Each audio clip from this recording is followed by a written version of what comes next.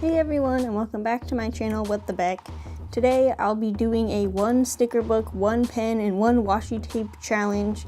And this is basically because I'm at my parents' house right now and I didn't want to bring all of my sticker books because they're heavy AF because I have like 20 of them. And yeah, so I only brought a few supplies and this is the result of that.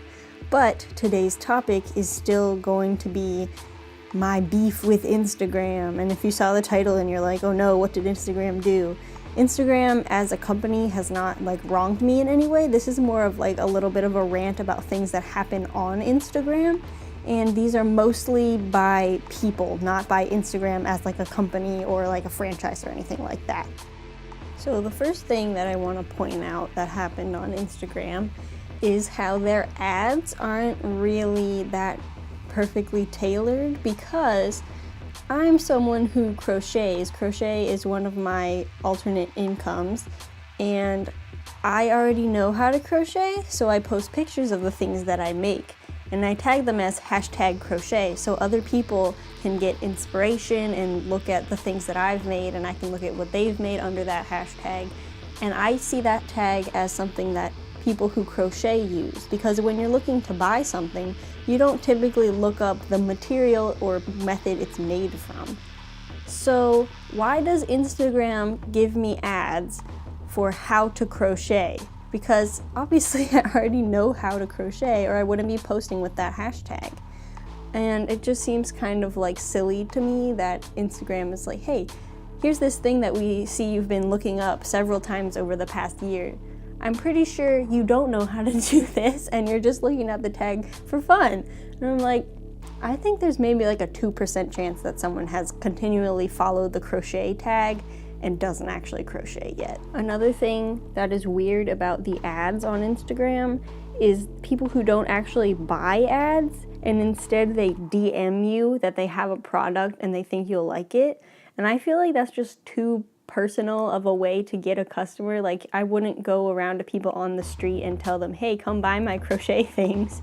But I've had several times where people have DM'd me things and sometimes they even offer them for free if you pay shipping, but then shipping is either an unspecified amount or like $20. Like, for example, someone tried to offer me a bracelet if I would take a picture with it, and it was like an LGBT pride company, but they never told me how much shipping was. And I said, well, I don't trust that link that you're sending me because it could be a virus. So if you don't tell me how much shipping is, I'm not gonna click the link.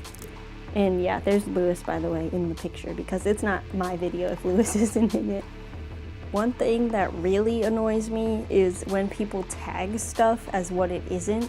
So for example, I follow the slime tag because that's one of my interests. I like to see all the creativity that people make like slime with and all the different like ideas that they have, because there are some really cool concepts out there. However, half of the things in the slime tag aren't actually slime, and that just really bothers me, because if I wanted to look up wood turning, I would look up wood turning. If I wanted to look up like pimple popping videos, which I don't, I would look that up. I wouldn't look for it in the slime tag because it's not slime. I don't understand that. And another thing with the like acne popping videos, I don't want to watch squeaky things on Instagram. Instagram is supposed to be like a happy getaway place when you've watched the news for too long.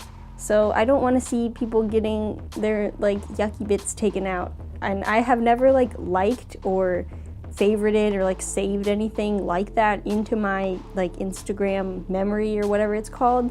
So I don't know why they keep suggesting it to me, and my only guess is that they're actually tagged under other things that I do follow. One thing that doesn't really bother me, but it is really confusing to me, is how people have like thousands and thousands of followers and they always get hundreds of likes on their pictures, but it's really just them with groups of people, like people that don't even post selfies, so it's not like a beauty account or anything like that. It's not like a hobby account. It's just pictures of them with their friends or various groups of people. And I guess I just don't connect to that in the same way other people do. Like if I saw a random group of people, I wouldn't like it because I don't know them. Even if I know one person in the picture, I would be more likely to like a selfie of them feeling good about themselves than just a picture of them in a group. I guess I don't understand the psychology of that. Maybe it's people who want friends that like those pictures. But yeah, I don't really understand how they have so many followers and so many likes just by posting maybe like once a month or something. And then meanwhile, there are people with like businesses on Instagram, and it's really difficult for them to find an audience and like customers and things like that. And finally, my biggest beef with Instagram. You could say that it is a fillet or a steak. That's how big of a beef this is. And that is my dislike or hate of repost accounts. And as a creator, if I ever saw someone just take my work, especially if they don't credit it and post it onto their own like platform to help them get followers, I feel like I would have been cheated out of the followers, because not everyone, but many people on Instagram are kids and they follow things like the tags like satisfying and slime and stuff like that, or even art. And people who repost those things, they're basically taking the followers of the original creators. And I try to combat this by blocking repost accounts and making sure that I click through and actually follow the creator that made it. But that's difficult when people don't actually like credit the artist or the creator of the actual post. And that just really bothers me as a creator, and I guess you can understand that. But I also, I want to make the point that I don't dislike feature accounts. And the difference between a feature account and a repost account is that a repost account takes content from someone most of the time without asking. Some of them do ask, and if it's approved, then I'm fine with those. But a feature account is basically an account of someone who usually has a large following on their regular Instagram account, and then they create a feature account so that you can apply to have your work put on their platform so that they can show your work to other people and you can get followers that way. And since that is like a voluntary process, like you can tag, like if you wanted to be in Nerdy Crafter's video, you would tag #NerdyCrafter, and she could feature you on her video or in her Instagram account. And since you volunteered to do that, I think it's okay, and it's even better for creators because it's kind of like the big creators are helping like lift up the smaller creators. And I would rather see people's work that way, or if the explore page actually showed it on the original person's account rather than a repost. And I know there's probably not a good way to have Instagram like filter out what has been posted before, but I don't know, it just really bothers me that people take other people's work and not even just like show it off as their own, but they kind of take away the hype of it. Because if someone posts a YouTube video of them making slime and someone screen caps it and then they post it on Instagram and they didn't get like the permission to do that, it's taking the views from the original creator, and it's just not right with me. And finally, I'm going to talk about how Instagram trends are kind of confusing. And this is again from the perspective of a creator, not just a consumer, though I do like to see other people's work. It's weird how people kind of latch on to something and then everyone is posting it.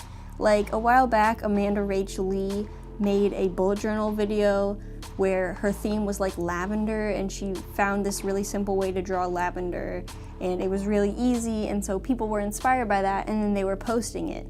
And it's fine if you're inspired by someone and you want to like recreate that look or that theme in your journal or planner or anything like that. But when it gets to the point where every single thing on my explore page is the lavender, it's kind of boring, because I want to see new ideas and not just the same thing over and over again, if that makes sense. So yeah, thanks for watching this video. If you notice, the background is a puzzle, and that's because I've been getting really into puzzles lately, and we're actually going to the thrift store later to get more puzzles. Lewis just attacked my sister. That was fun. So I might put more puzzles in the background. Tell me if you like it. I have a rainbow one that I can do for my next video. But yeah, so if you like this video, give it a thumbs up. Leave me a comment telling me your beef with Instagram. and subscribe if you want to see more of my videos. Bye!